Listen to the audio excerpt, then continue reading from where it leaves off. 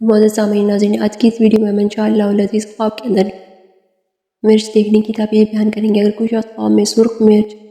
یا سبز مرچ کھاتے دیکھے، لیتے دیکھے یا اس کو بھونتے یا تلتے ہوئے دیکھے تو اس کی کیا کیا تعبیریں ہو سکتی ہیں۔ خواب کے اندر مرچ دیکھنا اس کی تعبیر مال و دولت سے دی جاتی ہے، خاص طور پر اس سے مراد ایسا مال حاصل ہونے سے تعبیر دی جاتی ہے جس کی وجہ سے باقی اموال کی حفاظت کی جا سکتی ہے، یعنی کہ گویا کوئی مال اگر کوئی مال کہیں پر محفوظ رکھا جا سکتا ہے تو اللہ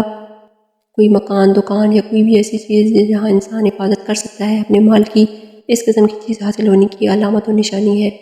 یعنی ایسا مال ملے گا جس کی وجہ سے مثال کے طور پر الماری بھی ہو سکتی ہے، یعنی مال محفوظ رہے گا۔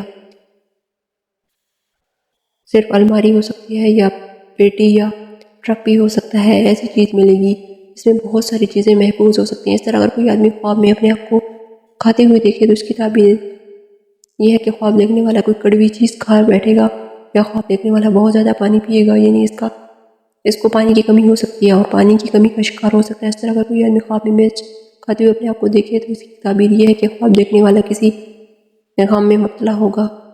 اور غم بھی کسی فضول چیز کا ہوگا، فضول قسم کی چیزوں کے بارے میں غم اور پریشانی